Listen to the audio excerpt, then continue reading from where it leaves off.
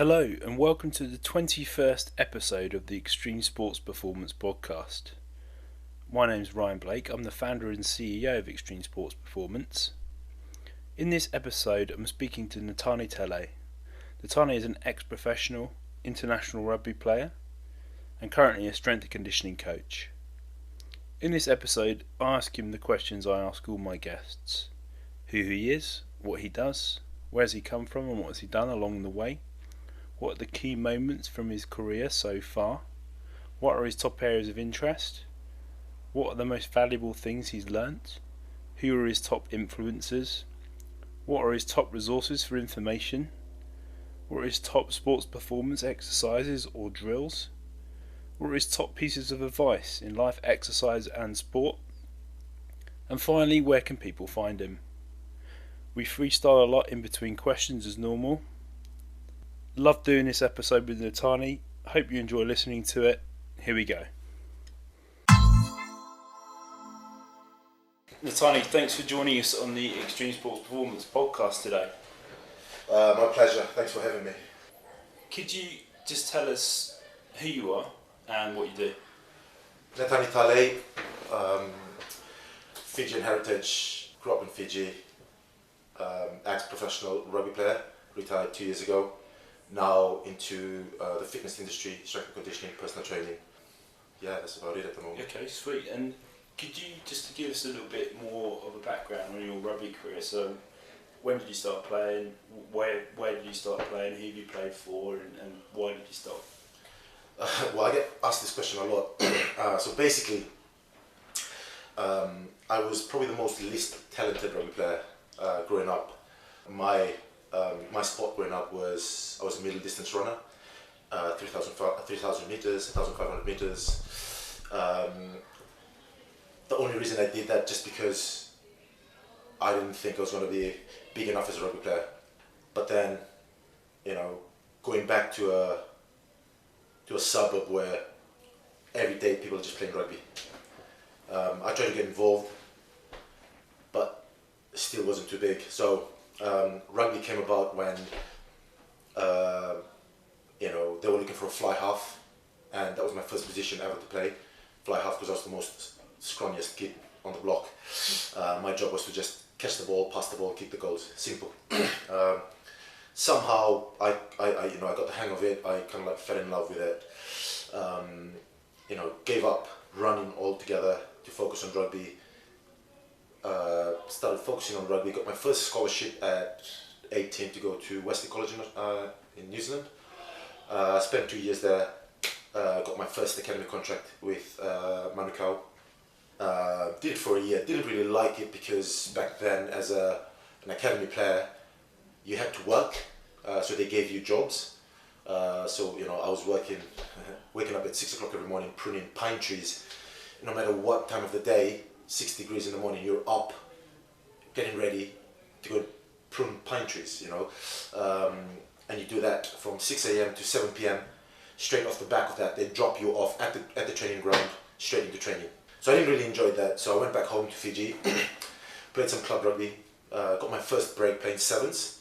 So Wesley College picked me to play my first sevens tournament, so I played Singapore, Hong Kong and Paris and Twickenham. Didn't really like sevens, to be honest, because my skill set wasn't the best, because all they wanted was a ball carrier, and they were like, right, all you have to do is take the ball, get us yards, and we'll do the rest. And it got a bit frustrating for me because all the other boys were doing offloads, they were doing backhand passes, they were doing footwork, but yet there was me, just get the ball, run as hard as you can, simple. So I got bored of that I know. So came away from that, went back to 15s, back in Fiji, got my first call up straight off the back of sevens. Wayne Pivak selected me into the 2005 World Cup training squad. Didn't really make the squad at the end of it, but was just happy to get selected. 2006 got my first selection, played my first international game. Got a contract to play for Doncaster for a year, and then from Doncaster got cited by Worcester Warriors. Spent 3 years with Worcester Warriors. From Worcester Warriors went to Edinburgh Rugby for 3 years. Edinburgh Rugby, then moved to Newport Dragons for a year and a half. After Newport Dragons got signed by Harlequins for 3 years. Unfortunately, was cut short by a major injury, so I was rehabbing for the next 2 years of those 3 years. What was the injury? I did my ACL, MCL, and meniscus. So it's a full reconstruction. Yeah. And that was career ending. It was career ending. Yeah. Yeah. Unfortunately.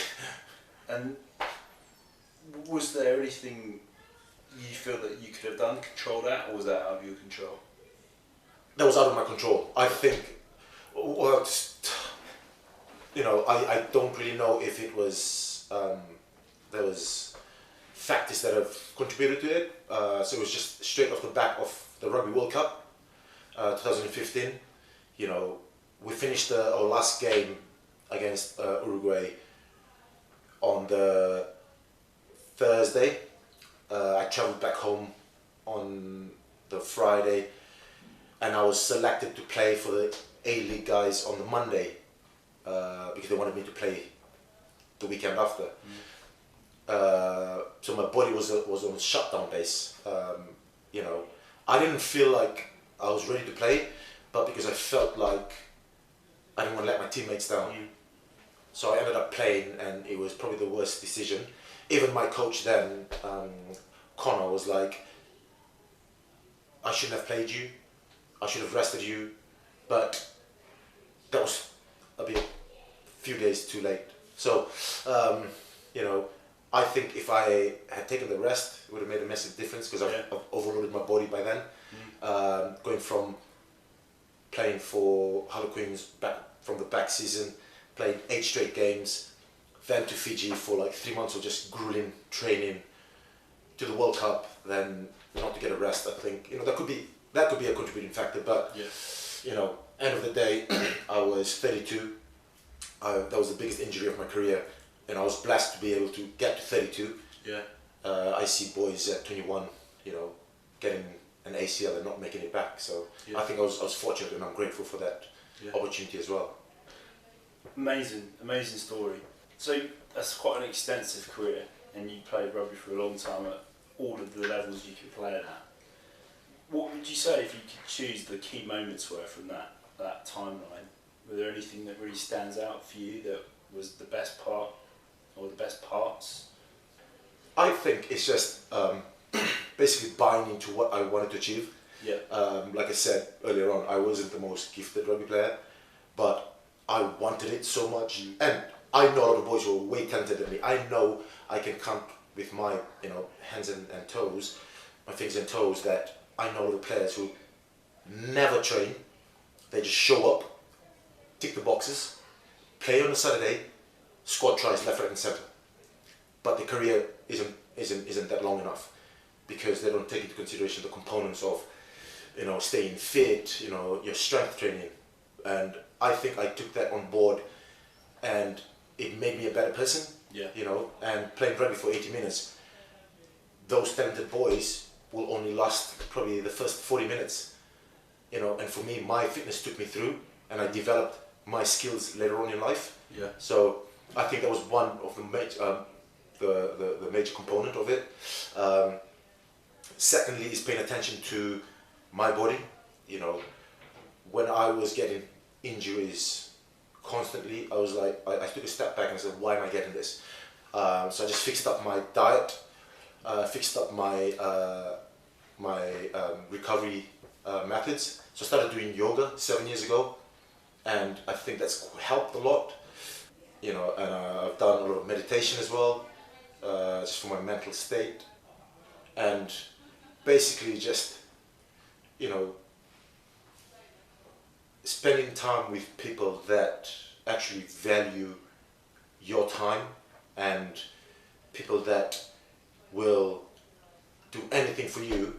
If anything goes wrong, they're there by the flick of a finger to help you out and see how you're doing. Those people will kind of like encourage you and motivate you to become the best person you can ever be. Amazing. That's really interesting.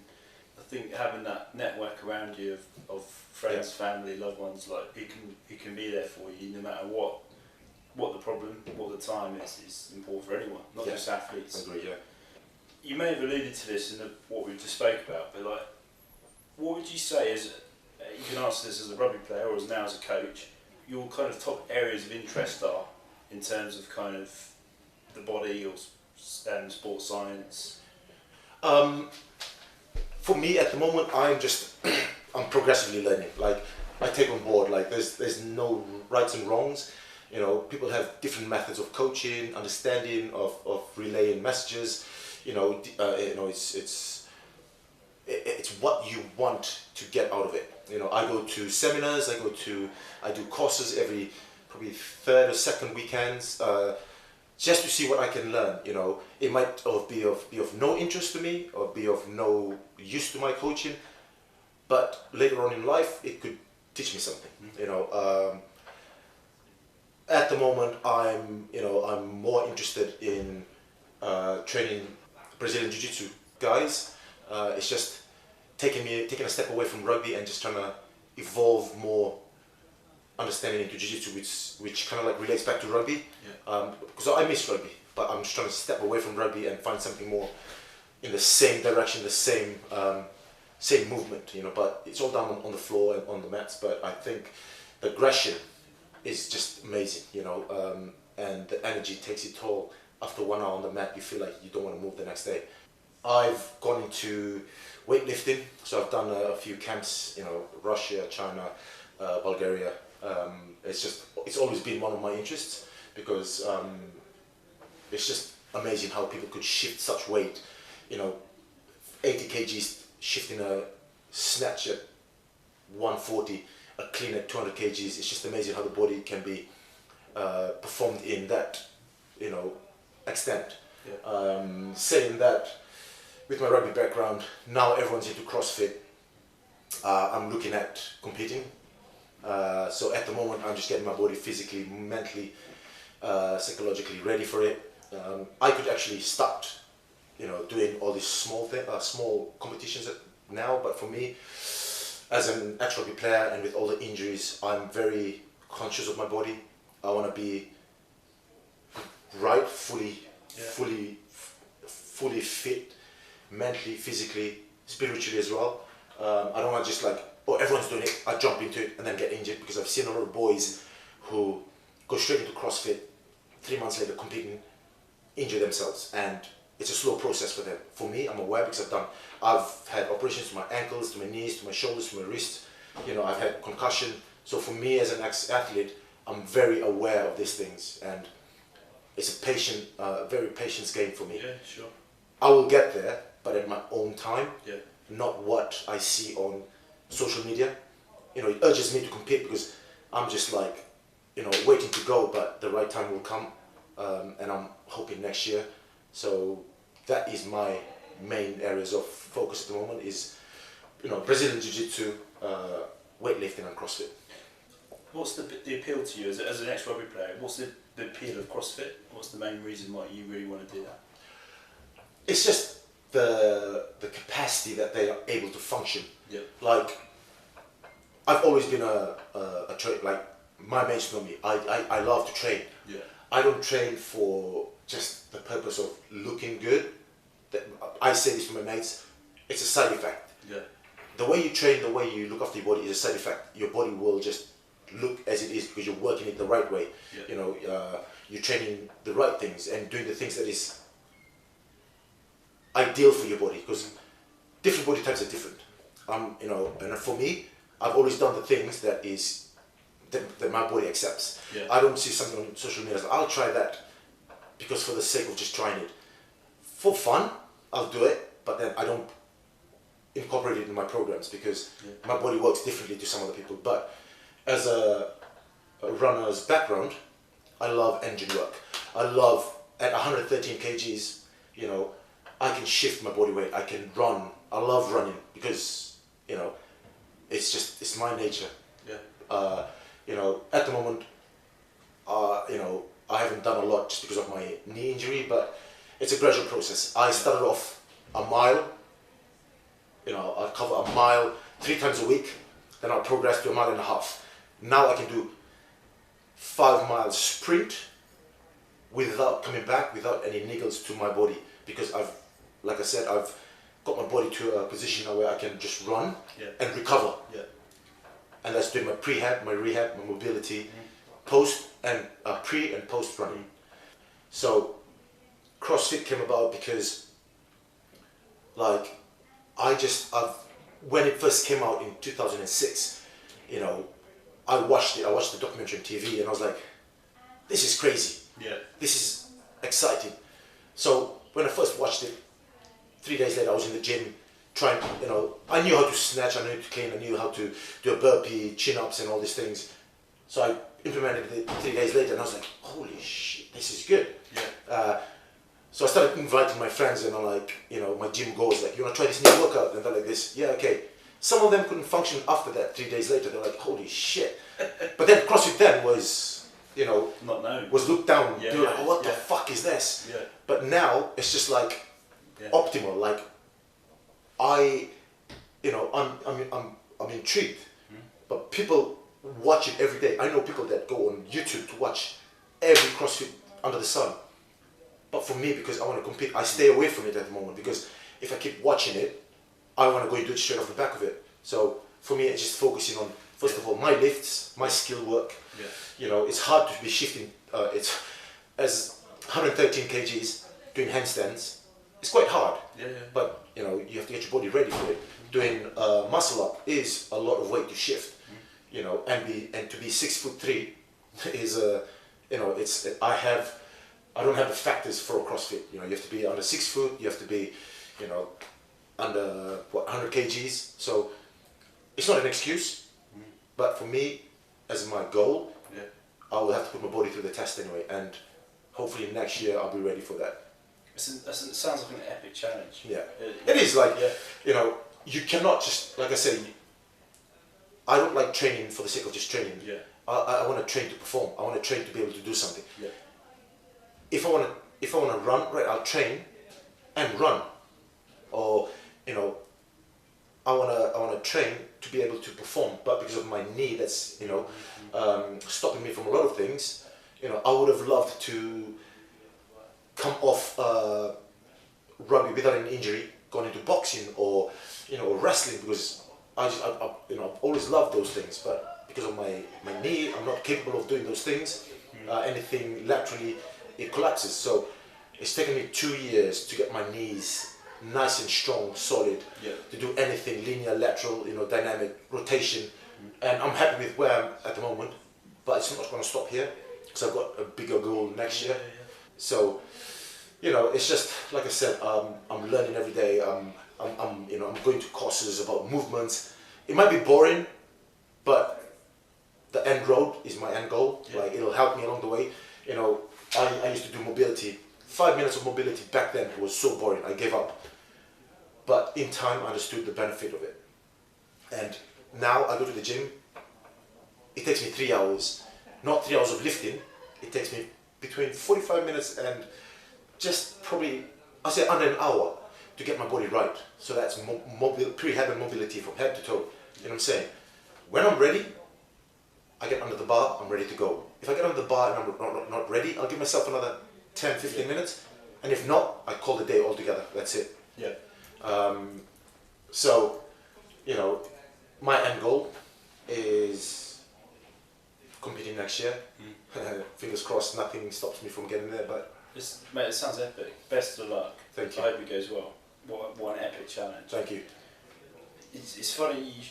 Some of the things you mentioned that I was kind of giggling to myself, because I'm 35. I used to play lots of rugby when I was younger, but again I stopped playing because of injuries. Yeah. Not quite to the level you played, but I loved it, and I found that the older I got, I had more things in life getting in the way. So the old training session gets missed, the gym sessions get cut shorter. Yeah. You miss out all the important things. You might not realise they're important at the time, but you do when it's too late. And I think when you get older and you are still training hard and you're competing, it's definitely more of a marathon than a sprint. to achieve 100%. your goals. Yeah. Because otherwise you just get in your own way and it just goes wrong. Yeah. And as you know, I work with a lot of youth athletes in many different sports at the moment, and all they want to do is race to the finish line. They want to 100%. race to lift as much weight as they Just can, want to get big, yeah. look as big and good as possible. I spend most of my time with them saying to them, slow down. It's a long-term process. Yeah. You need to do this, this and this first, then you can move on. Yeah. And I just feel like I never really had that advice when I was younger. Yeah. I wish I did. I think to be honest, like even now, trying to educate some kids, it's still hard because what they see on social media is very deceiving. Yeah. You know, I've had athletes that, you know, that I've trained and they come back to me and said, oh, my mate's just squatted this, my mate's just benched this. And I was like, and what are you meant to do about it? They were like this. But I feel like I'm struggling. I was like, okay, how's your skill work? How's your passing? How's your offloading? How's your footwork? How's your contact situation? Can he last 80 minutes? No, you can. He won't last long. Okay, he will start getting injuries because what? He's not focusing on his mobility. He's focusing just on getting strong, big, what people see. But he's not going to last 80 minutes. For you, you're only young. You're only 17, 18 or 16. You have a long road ahead of you. Yeah. Take care of your vessel. Your body's your vessel. You break it, it's going to be hard trying to rehab it back. Yeah. Some of them don't listen. Yeah. And you know what? Until it's too late. It's too late, yeah. And you get their parents saying, oh, my son's hurt himself. Okay, right. What did he do last week? Oh, they were in the gym 3 times last week. Why was he in the gym when he was supposed to have a deloading week? Oh, no, he didn't. No, wait. He can't just go into the gym with his friends and his friends are doing silly squats and silly bench and he's just sitting there. Of course he'll be involved. Peer pressure. And it's like, yeah. So that's why he's injured. Okay, we've done a good process of getting him ready to give him a week off, and yet he's gone and done silly things. Done it anyway. But kids being kids, you know what I'm saying? And most of them come to me and they were like, I need a program. I wanna put on this kg. And I'm like, what's the reason behind it? Why do you want to put 5 kgs of muscle mass? What's the reason behind it? They'll be like, I wanna look big on the field. Take into consideration, okay, your passing isn't that good. Your footwork is slow. So, looking big is important, or footwork and your passing and your skill set. And they'll be like, yes, simple. Okay, getting big is not an issue. Learning the skill is an issue. People, you know, some kids come to me, cannot pass at all, you know, and I was like, so what have you been doing? I've just been hitting the gym. Okay, what about your fitness? No, I don't really do fitness. Oh my goodness, when you tell them to start running, they hate running. And I was like, running is probably 80% of the rugby game. You run 80 minutes. And being big on the field does nothing really. Well, if anything, it's probably going to make it harder for him, isn't it? Yeah. Get away more unnecessarily. Yeah. And it's probably going to make you. Well, it will make you more likely to get hurt. Yeah, and you know, they don't understand. Like as a professional rugby player, you will get flogged when you start signing that contract. Yeah. You've signed your life away to the club, and that's, you know, depending on their type of periodization and the loading, you will put on the weight. They will make you big. They will make you fast. They will make you strong. And you've wished you had all the rest you had when you were young. Yeah. All the time off. You know what I'm saying? Yeah. Practicing your skill. Because when you're in, you know, I'd say premiership level, and your skill set is shit, you will look like an idiot. Yeah. And you wish you had practiced your skill set. You know what I'm saying? And if your skill set's not up to par, your career's not going to last long, is it? No, and it's, you know, and now, when I first came into the English system, it is about this. It's about how hard and how hard you can run and hit. It's just one dimension. You know, there's no, don't worry about footwork, just run, take 2 boys in, and then we'll do the rest. Well, not necessarily. It's evolved now. Okay, bigger boys are shifting left and center. You see them.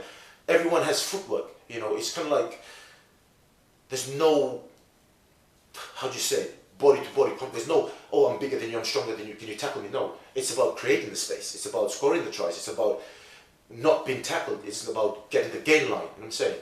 And saying that, like, one thing that pisses me off as well is how people sell generic programs. Like, here's a program for a kid. There you go, do it. Oh, what? Do squats, do deadlifts. That's it. Well, rugby is a movement sport. You don't just run one direction. You hop, you skip, you jump. You back pedal, you roll, you get up. It's not just squatting and benching and deadlifts. Yes, it's fundamental for pre-season, but there's other things you have to do. Your shuttle runs, your explosive work, your everything that involves with moving, which kids needs to start doing. And when kids come to me, I want a generic program. I don't recommend a generic program because I don't know how your body moves, how your body works. Yeah. But yeah, there's some people just like, yeah, there you go. And it's a business after all. Yeah, of course, 100%. But for me as an ex-professional rugby player, I'm so conscious about the body. Because if a kid hurts himself, that's his career gone. His future done. Yeah. But then it's simple as that. There you go. There's a paper. Give me money. Happy days. Which is a bit annoying because, I've had a lot of consultations and parents want it. Yeah, that's true. You don't get it like that. No. And they go searching for someone else. And I still follow them. And most of the kids are down the line 3 months. Broken leg, ACL, shoulder up. And in my head, it's like, you know what? I can do the best as I can. I can just give them the best idea. If they want to take it, take it. If they don't want to take it, fine. There's no shortcuts. There's no easy way. No. You put in the hard work, you put in the patience, you will get there. And that's looking after your body, taking care of your nutrition, doing your rehab, your prehab, your mobility, and understanding rugby. Rugby isn't weightlifting. Rugby isn't CrossFit. Rugby isn't basketball. Okay, it's all different. But kids need to understand that. But I just feel like social media at the moment is just giving the wrong information. It doesn't help, does it? No. Especially now, it's all the young people seem to do. Yeah. Eye posture. Yeah. iPhones, iPads. Yeah. Yeah. Etc. All look like bananas. It's it's annoying, but if I get a message randomly on Instagram, a kid says, "Oh, I've been playing for 2 years. I see no progress. What should I do to help myself accelerate and get better at rugby?" I was like, first of all, the most important thing is your fitness. You get your fitness up, your brain is healthier, your awareness is brighter. Yeah. Your hand-eye coordination is at a good point. If you're unfit, everything is lethargic, everything slows down. Of course, your catching, your passing will slow down. Yeah. So you focus on your fitness, you work on your nutrition. Don't worry about getting strong. It will come. Once you've got the fundamentals, first you have to learn how to, like people say, you have to like crawl, to walk, to run. Do the basics, and the basics is your fitness and your skill work. Getting big is not a problem. You can get big in 3 months, but a skill work, learn how to catch, pass, footwork, evade a tackle, make a tackle, all these things is the most important thing. Get that right, everything else will fall in place. No, I agree. So I mean, it's a multi-dimensional fitness, isn't it? Multi-movement, multi-direction. Yeah. And I think it's coming back to what we said earlier. Like now that I'm older, I like to have more of a multi-dimensional fitness plan for myself because it's what my body needs. Yeah. So I don't do one thing and sacrifice another. It moans, it talks to me, and it's not happy. Yeah. So I have to do strength, have to do some form of conditioning, have to do some form of mobility. Has to happen, otherwise something else isn't happy. Yeah. Same approach with this, and this is what I try to say to all of the athletes I work with is you have to build that complete puzzle. Yeah. Yeah. You can't miss pieces out because you won't see the picture otherwise. And all they're interested in is putting the edges on. They think it's going to be enough. Yeah. But they quickly learn, I think, when it goes wrong, that isn't right. Yeah. I think it's just like kids will be kids, peer pressure as well. Like, they see a talented kid and they'll be like, I want to be like him. Yeah. As fast as I can. without paying attention to the details, how to get there. Like, you know, it all starts with that person. Yeah. You know, because I see that rugby is a very, it's a, how do you say, private school, like sport. It's a, you know, it's a wealthy man's sport. And from my experience, a lot of kids have the support of the parents. You know, no matter what level you are in, the parents support the kids. You go other places, you go back to islands, most of us kids don't get this support because financially we don't have the money. But for these kids, they have everything.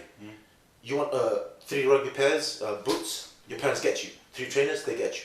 A new jersey, a new training top every day, they will get you that because they support you, because they want you to be better. And that's the most important thing, you know. They worry about the things that isn't important. They worry, like I said, being big, you know, biceps, good abs, big chest, big quads. Yeah, but when you get hit by a smaller person, would you be able to take the hit? You know what I'm saying? And they need to like just focus on them being a better player than the person that's better than them. Because end of the day, if they pay attention to themselves and pay attention to the details, they have a good path of making a pro contract. If they deviate from that and start trying to compare themselves to another athlete, they will be second best. So, yeah, you can say, oh, he's a big player, he's very talented, but you can be better than that person if you pay attention to yourself and do everything right. It's so important to have an individual path, isn't it? Yeah. If you try and follow someone else or go down the road that isn't for you, it's not going to work. Well, it might work, but it might not last long. But it's not going to be as good as creating an individualised program for you, for your body, for what you need. Yeah. It's funny you should mention about being big and taking a hit, because I don't know if you've seen it. I saw something on YouTube the other day about a bodybuilder trying rugby. Oh yeah, I see. Yeah. It didn't end well. No, because he couldn't move. Yeah. It was all linear movement, and he was a big guy. Yeah. He couldn't get out of the way. He couldn't express much power. There's no rotation. There's there's no flexibility through the the main thing is in rugby is your midsection, your torso, your lower back, your core has to be on perfect form, because it's a separation between your upper body and your lower body, and it turns in both rotation, different planes. And if you're not able to train those, your body moving in different angles, different planes, different rotations, you're prone to getting injuries. Because on wet conditions here, if your feet is, because of the studs, if it's stuck on that mud and you're getting tackled from the top, and that body doesn't, your feet doesn't react of getting off and moving, ankles, ACLs, hips, so it's understanding that rugby is a developing game. It is getting, the boys nowadays are getting bigger, faster, stronger. The height doesn't matter anymore. Small boys are hitting hard, they're running fast, they're it's not like before. Pick on the smallest kid when I started playing in Worcester, playing an 8. Pick at 10, because they won't tackle you. Of course they won't tackle you. Because back then, there was just like, run at the weakest person. Run at 10, run at 10. Now you run at 10, what happens? You get hit hard. Yeah. You know what I'm saying? Yeah. You get hit hard. Well, I mean, you've seen it in the last couple of weeks, haven't you? Like, just the physicality in the World Cup. Just that ultimate level of fitness and robustness that everyone has. Now, at what position? Mate, I could talk about this for hours. I just wanted to ask a couple more questions. So obviously, you've had an extensive career and a lot of experience in rugby. Are there any influences or role models you've had?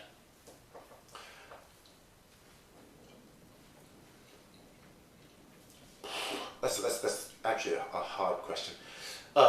So basically, the reason I got into rugby was because of my parents. Right. Most people don't know this, but so I was adopted as a from a very young age. And I was privileged, I was blessed, I was grateful to my parents, to my adoptive parents who gave me the, you know, the privilege to be able to play rugby. You know, my parents worked 2 jobs to be able to get me rugby boots. You know, my dad somehow played rugby, but amateur, but didn't make provincial rugby. So somehow he was passionate about the sport. Yeah. So he kind of like raised me up to be a rugby player. So, you know, it's the mental state of it. It's just like 6 o'clock in the morning, waking me up to go for a run, you know, and just basically helping me, you know, in the afternoons, catching, passing, running, tackling, and all these things, you know. So it's just, for me, I kind of like succeeded because I wanted it more. And with the help of my parents, they got me there, no matter how much it cost. Even though, you know, they couldn't afford it, they found ways to get me through it. So they were the most, you know, influential people in my life growing up, and I'm grateful to them. And I'm, you know, as much as they're a headache to me now, you know, I'm still grateful for that, for my parents, because Sure. as a Christian, it's like,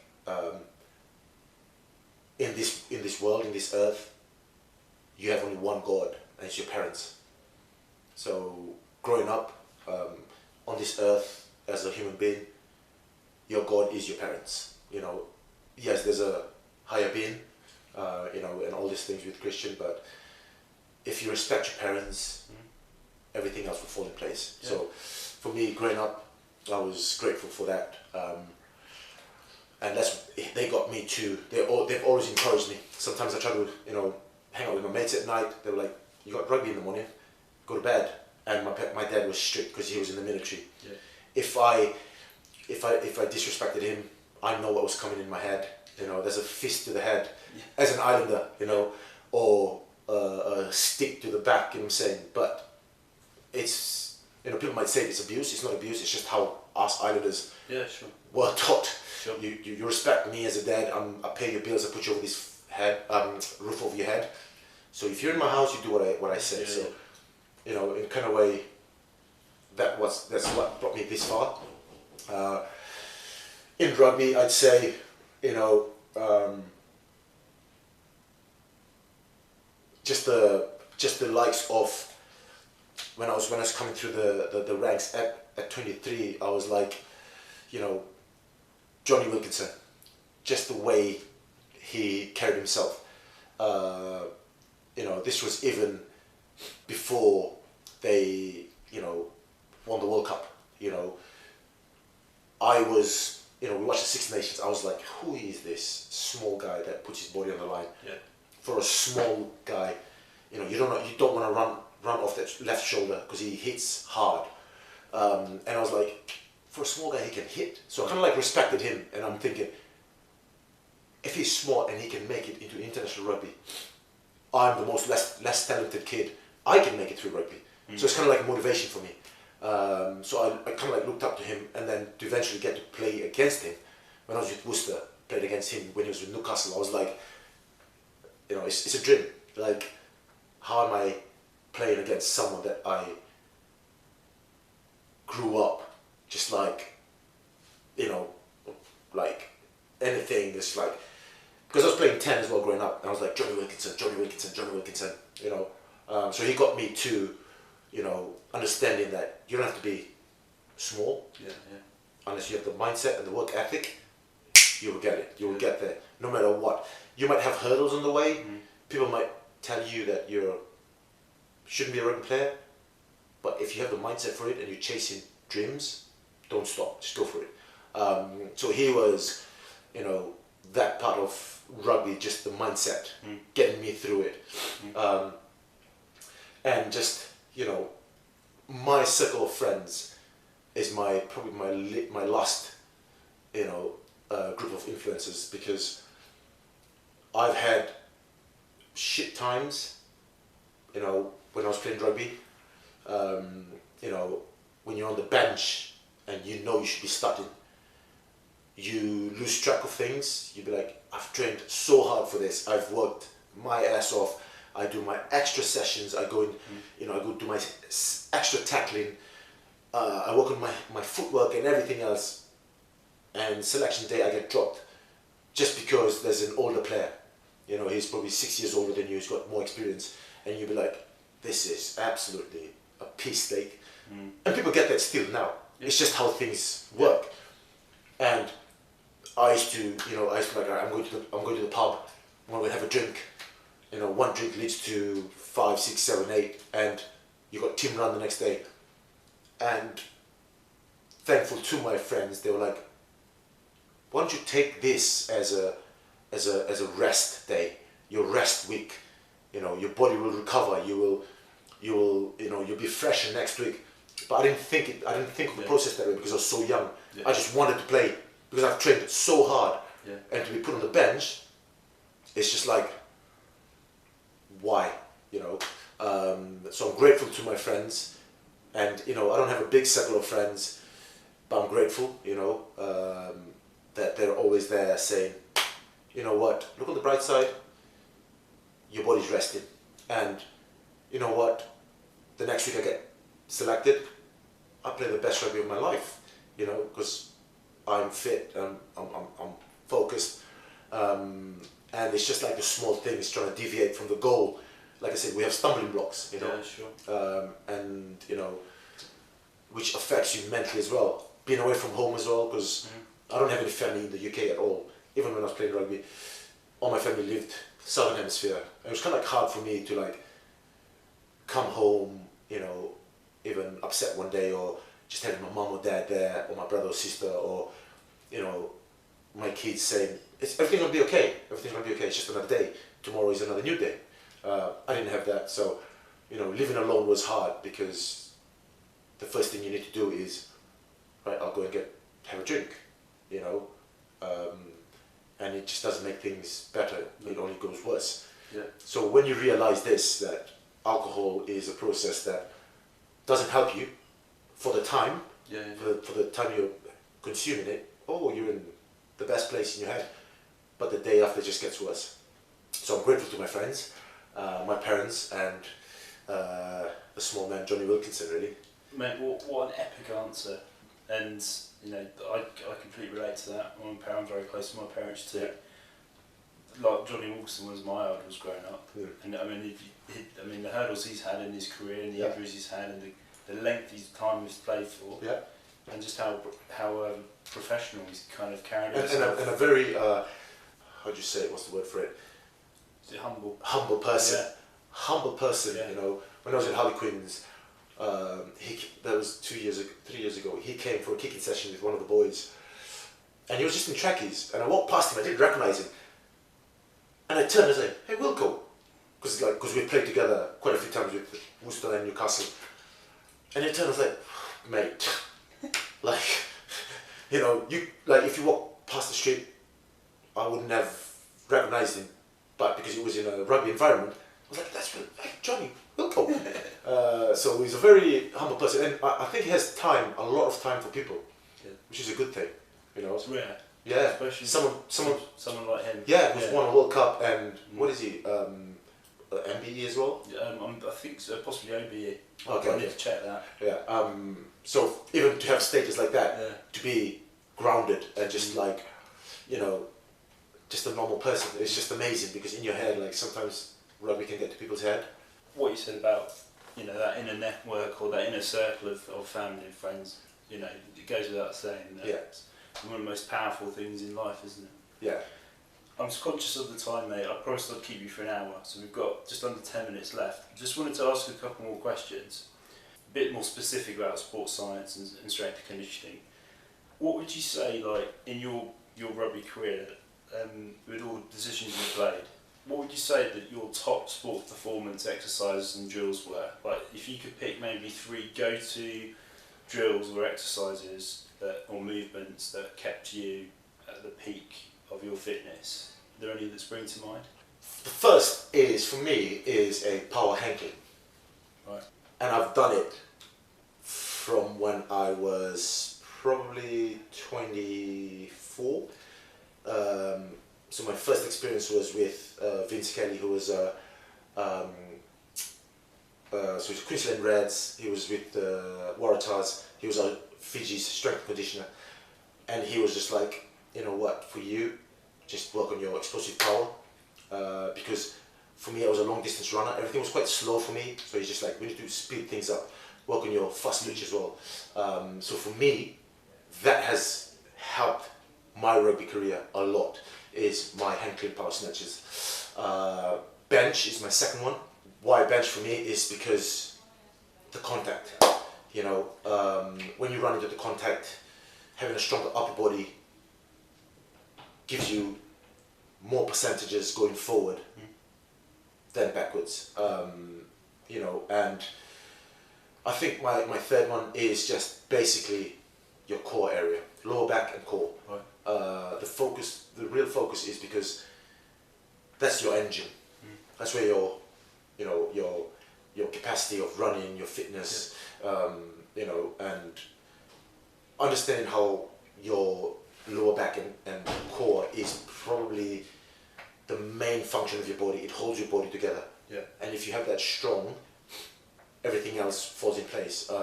So for me, doing not so crunches, but like high planks, you know, working the inner core rather than the out. You know, it's not about looking good, it's about feeling good, and having a stronger base. Having a stronger core will help you, you know, have a good technique in tackling, you know, stronger attacking and defense, basically. You know, keeps you in a good tight position. Yeah. And one thing as well that core has taught me is breathing. Is finding a breathing technique, a breathing flow that will benefit me. So, you know, for me, growing up and evolving as a player, it was hand clean, bench, and basically just lots of like inner core work and lower back work. Amazing. That's really awesome insights. I'm a huge fan, as we spoke to when we first met. On the level 4 S&C course, about the power of being in a hand position. Yeah. For athletes who usually spend most of their time in that position, needing to move out of it quickly. Yeah. Such a good exercise. Yeah. It's just because like you're engaging like your hamstrings, your lower back, your glutes, you know, your core as well, and I think it goes all the way up. You know, you know, all the way to your shoulders as well, and your neck as well, because you have to keep it really tight. If as soon as you disengage, the whole posture goes into shit, basically. Yeah. And you know what, you know, you can do, you know, some a lot of my friends like isolation work, you know, some RDLs, some hamstring stuff, some the Nordics. For me, I feel like hang snatches brings all that together. Don't have to be doing a lot of isolation work, where it engages the whole, you know, your posterior more. More than you know, than trying to do individual, you know, isometric and bilateral stuff. So I think for me as a person, you know, and following a lot of NFL strength and conditioners, they all speak of the same thing. The bigger you are, hand clean focuses on your posterior more, because you might have a heavier upper body, and that pulls you backwards, or you know, gives you an arch to your back. But with this position, you know, it doesn't just make you stronger; it makes you fast, strong, explosive, powerful as well. So, you know, and I think I'm in love with it. It's hang snatch is I'm not just saying this because you've said it, but I said this on the first ever episode of the podcast.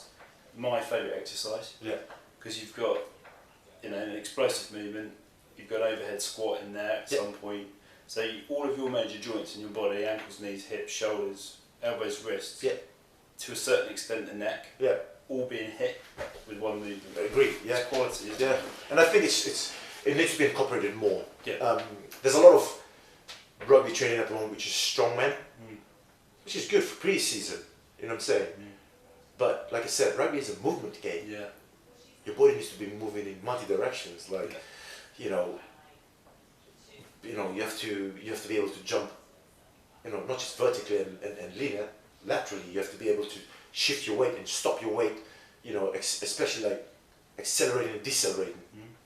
All these things. If you can shift your body, then you're in a good starting position. Love it. Awesome. So, last question. If you could think of the top pieces of advice that you would give either yourself, or the younger you, or a young aspiring rugby player, based on everything you've experienced and gone through, what would those pieces of advice be? I think the most important thing for me is you have to have a component of selfishness when you're trying to become an athlete, not to the full extent, because for me I was a very selfish athlete. It was all about my goals. It was all about my training. It was all about, I want to achieve that, and I'm going to achieve it. And that means if I have to cut my friends for the weekend, I'm doing that so I can sleep and train to get better. Kids need to understand that you need to have a little bit of selfishness component, not a lot of it, where you map your week out and say, this is me week, and this is my socializing days. Yeah. Because, you know, take into consideration, everyone needs a social life. But if you have a bigger goal, you have to have a balance in life. So don't be too selfish. It's never about you, because rugby is a sport, you know, it's a group sport, it's a team sport. Try and keep yourself as busy as possible. If it means going out for golf with your mates, go out to the cinema, fine. You know, going out for like a meal, yes. And I was unfortunate that I wasn't able to learn, and as I was an athlete, because I had all the time to learn, but because I was so selfish, I wanted things. I wanted to be the best player. I wanted to be the best player of the day. I wanted to, you know, stand out, and that was my focus.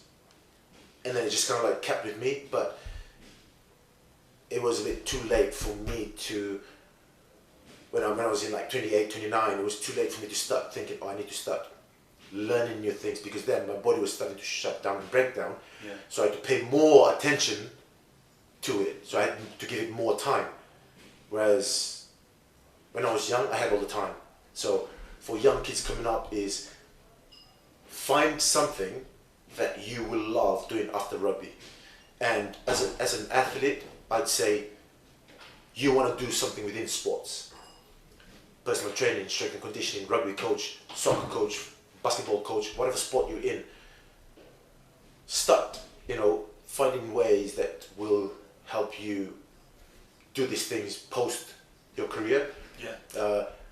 You know, some boys, from my experience, I know a few friends who, you know, who work up in London in the offices and now wanting to come back into sports and fitness, because, you know, your life was all about the sports. So why not take up something? It doesn't have to, I've played rugby 14 years, I have to go into rugby. No, you can go into basketball, you can go into, you know, because you've played in a team environment, you have all the capabilities and the components to be a better coach, because you've learned all these fundamentals of coaching. So as kids coming up, I'd say just don't focus on yourself too much. Yeah. Okay. Have a little bit of component of selfishness, whereas you want to achieve things, and peer pressure will deviate you from that. But if you're selfish, you'll be like, no, I'm having an early night tonight because I've got a big game tomorrow. Yeah. You know, but everyone has a stumbling block. You know, Sure. You know, Yeah. once in a while, you will have to have the stumbling block to put you back on track. You know, and I was fortunate enough that stumbling blocks didn't get me injured, didn't get me to a bad place. It got me to a place where I'm like, okay, reset, refocus, let's go again. So I think just for kids, it's just like enjoy the game. Think about working on the fundamentals, fitness, your skills, your hand-eye coordination, your visuals. Don't worry about getting strong and big, because when you sign a contract, That will happen. they will make you do a long pre-season, and that's like 8 weeks of lifting heavy shit. You know, to a point where you'll be like, I don't want to be lifting heavy shit today. Well, unfortunately, you have to lift heavy shit because you've signed a contract, and you have to do a lot of running because you've signed the contract. If not, you can pack your bags and find something else to do. Yeah. So, and kids just enjoy rugby. Yeah. Don't overcomplicate it. You know, don't try and be someone who you're not. If someone's got a good offload, practice it, but don't get upset if you cannot do an offload. Everything will fall. You know, everything will come together. What an awesome answer, and what awesome advice. Mate, thank you so much for your time. My pleasure, mate. It's been awesome having you on, and it's great to catch up with Thank you. you For ages. If people wanted to get in touch with you, Yeah. what's the best way of them doing that? My Instagram, Yeah. you know, it's the Game Line Doctor, or you know, I run a studio here in Flow. It's a BJJ, Brazilian Jiu Jitsu. Got a functional space here. I do all my strength and conditioning, personal training. Yeah, so that, and you know, you can find my details on my Instagram as well. My email address, my phone number. Sweet. You know, and saying that it's like I said, it's also, you know, I've had a few randoms call me up because it's mental health week. You know, I've been through it all. You know, I've done it all. Like I've been through the gutters. I've been through hell and back, and I know what it's like to think that you're not wanted. You know, even like living away from the family for like all these years. I don't have any family here. I rely on, like, you know, because I'm Christian, I rely on God and friends to carry me on. And you know what? I'm always ears if anyone wants to just pick up the phone and call and talk. You know, or pop down here for a coffee in Wandsworth anytime. So feel free. Wicked. No, that's really kind and My pleasure, man. And awesome of you to say. I'll make sure I put the links to everything in the show notes for the podcast, so people can log on and contact you directly. Perfect, yeah. But just thanks again, mate, and all the best. My pleasure, my pleasure. Yeah, anytime.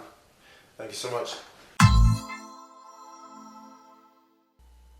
Thanks for listening to the 21st episode. We hope you enjoyed the show.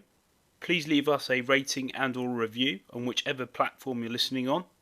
Please check out our website, www.extremesportsperformance.com.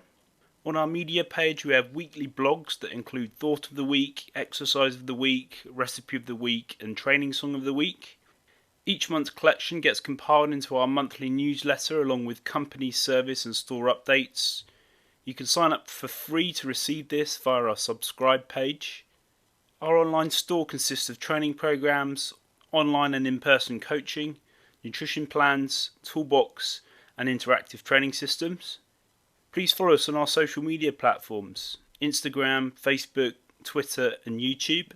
Links to these can be found at the bottom of every page on our website or via any search engine. That's all for now. Until next time, take care.